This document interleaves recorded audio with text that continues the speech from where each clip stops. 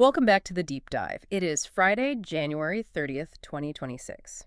And the financial headlines are, well, they're absolutely screaming this week. It's been a historic week. Just 3 days ago, on January 27th, the ink finally dried on a document that has been in the works since, and I can't believe I'm saying this, 2007. We are talking, of course, about the conclusion of the India-European Union Free Trade Agreement. Indian officials are calling it the mother of all deals. It took 19 years. Man. 19 years. That's longer than it takes to raise a child and send them off to college. It is an incredible amount of time. Usually when I see trade treaty in my newsfeed, I just gloss over it. Because it sounds like boring paperwork, right? Exactly. But looking at the sheer volume of analysis dropping this week, this feels heavier. Like the tectonic plates of the global economy just shifted. They absolutely did. And you're right to be skeptical about that paperwork reputation. Usually these things are incremental.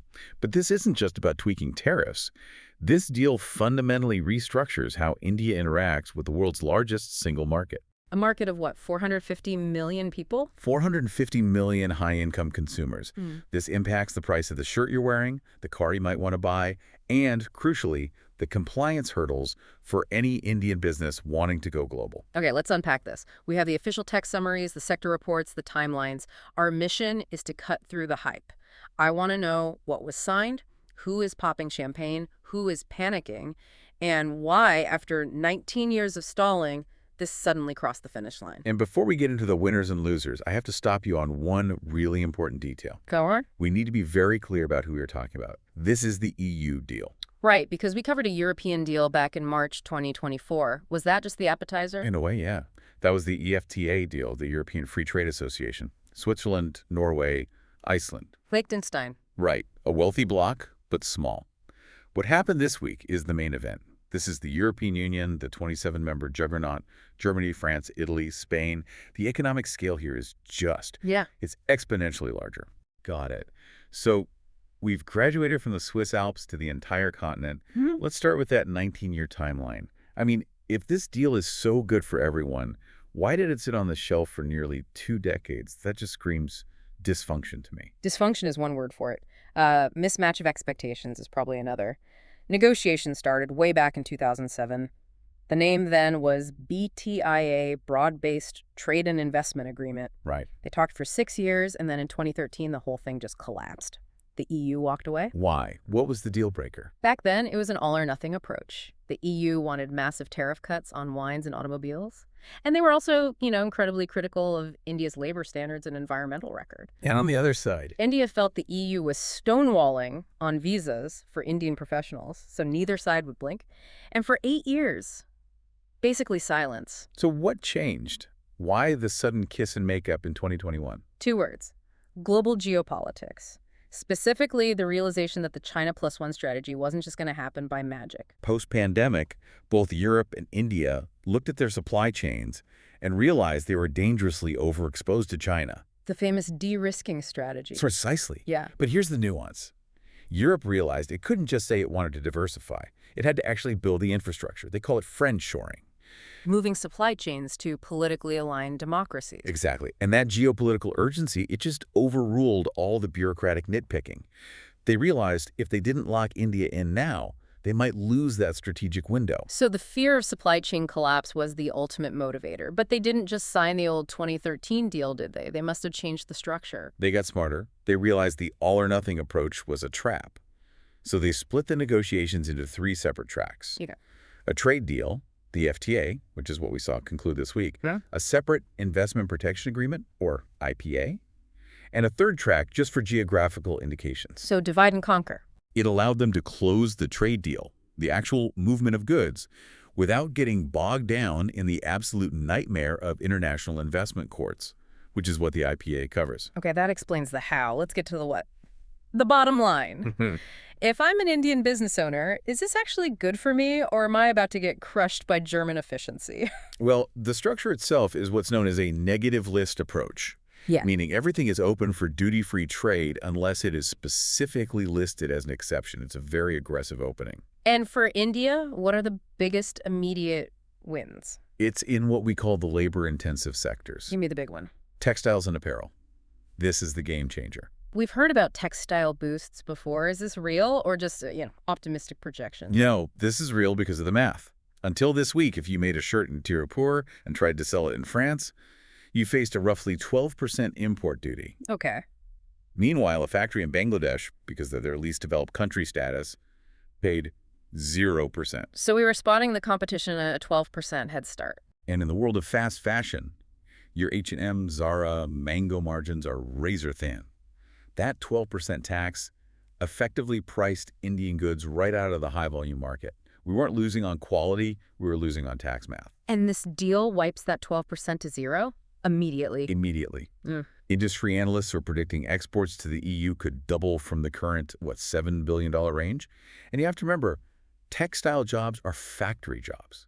This is employment at scale. That is massive. That's not just better margins, that's unlocking entirely new contracts. What else? I'm assuming it's not just T-shirts. Leather and footwear is the second big pillar. India used to dominate this space, but we lost a lot of market share to Vietnam.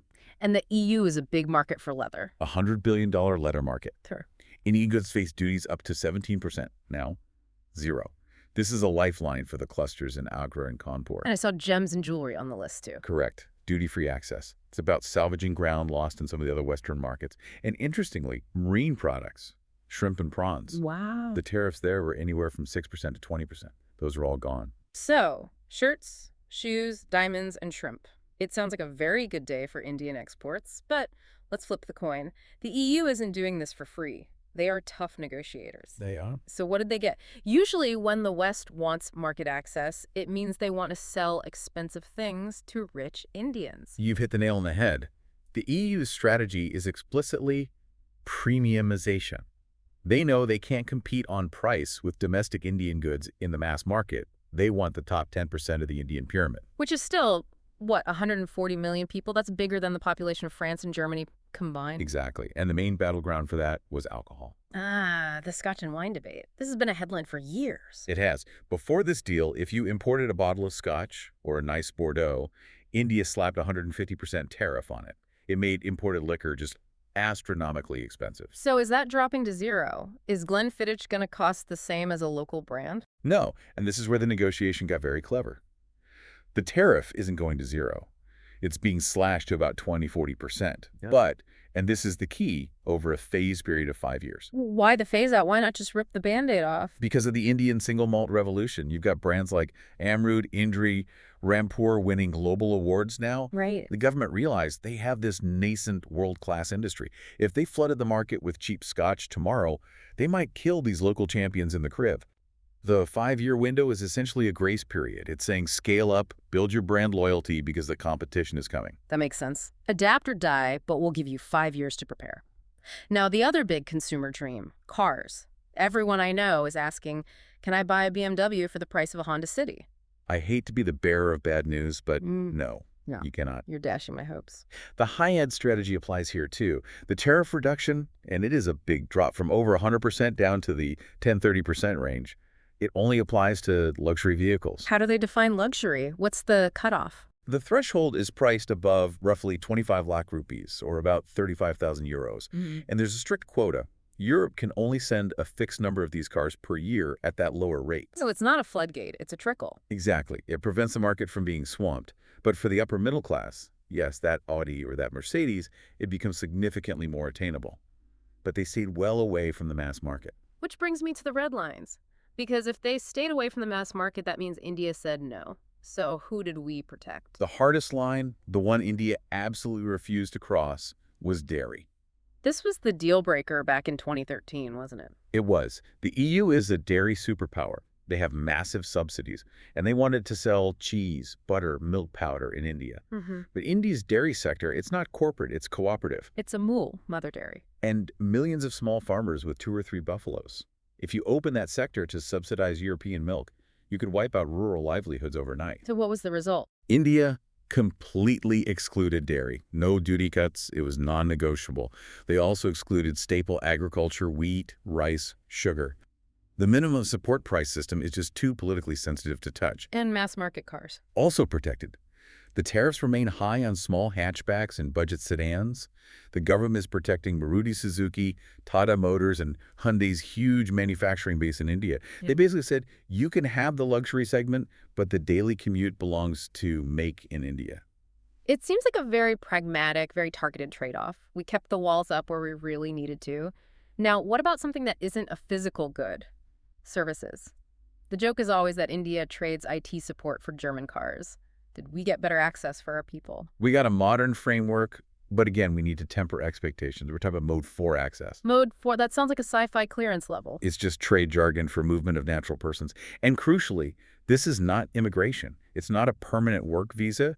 It's what they're calling a visa modernization pact. So what does it actually do on the ground? It streamlines the process for professionals, IT specialists, engineers, accountants, nurses, to go and work in the EU on fixed-term contracts. But the bigger win, in my opinion, is the mutual recognition of degrees. Explain that.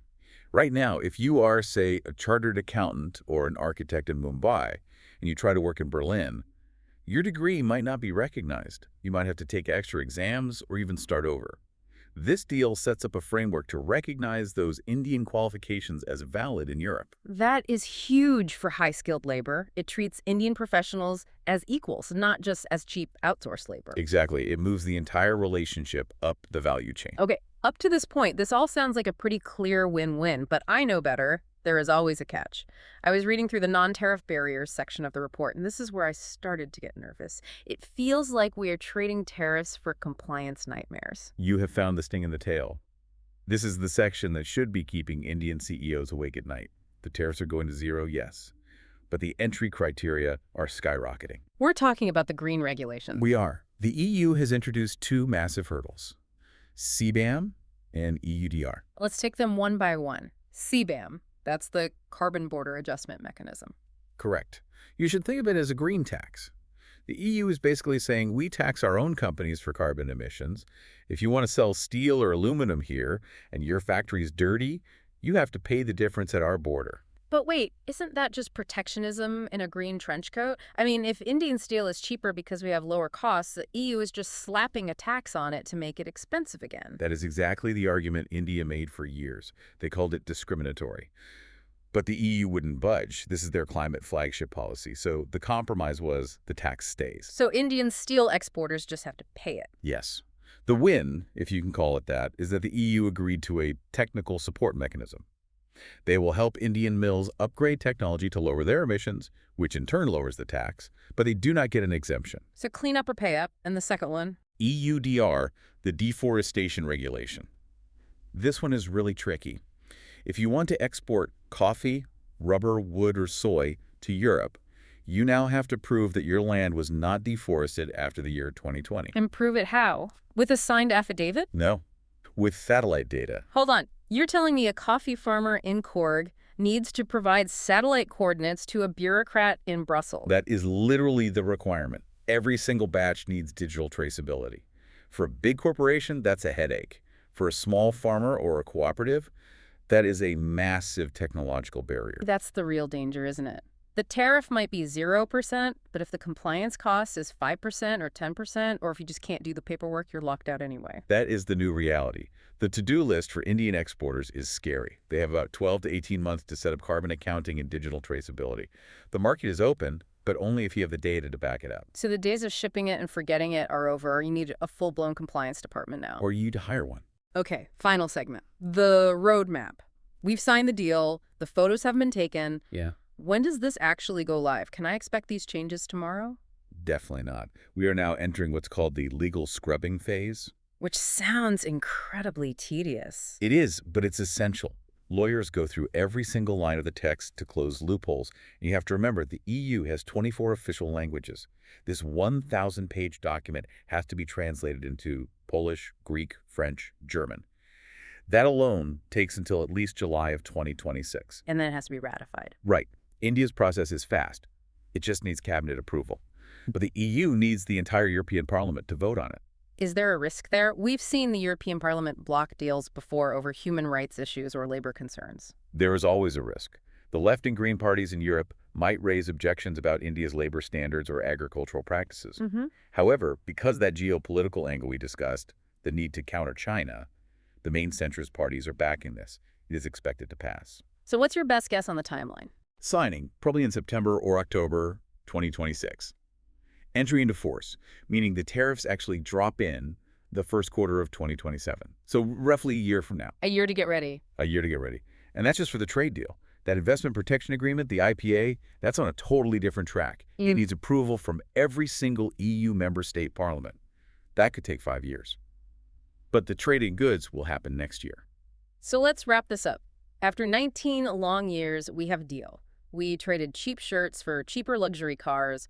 We protected our milk and our mass market cars. But in exchange, we agreed to jump through some very high, very expensive green hoops. That's a fair summary. But if you zoom out, this is projected to double bilateral trade by 2032. It integrates India into the most sophisticated and regulated market in the world. It's a signal that India is ready to move beyond just being a low-cost alternative. It feels like a maturation point. We aren't just the back office or the sweatshop anymore. We are a partner, but a partner who has to follow a very strict set of rules. And that leads to the provocative thought I want to leave you with. Everyone is complaining about the green tax, the CBAM, and the deforestation rules. And they're right. They are expensive. They are painful. They are. But with both the U.S. and Europe moving this way, is this deal actually a blessing in disguise? Is this the moment Indian manufacturing is forced to turn green? Not for charity, not for PR, but for sheer economic survival. That's a powerful thought. Green tech is no longer a luxury. It's the price of admission to the global market. Exactly. Adapt or lose the market. The 19-year wait is over, but for Indian businesses, the real race is just starting. Well, to all the business owners listening, start looking at those satellite maps and carbon calculators. You're going to need them. We've put a link to the compliance checklist in the show notes. Trust me, you'll want to check it out. Thank you for helping us unpack this monster of a deal. And thank you all for listening to The Deep Dive. We'll see you next time.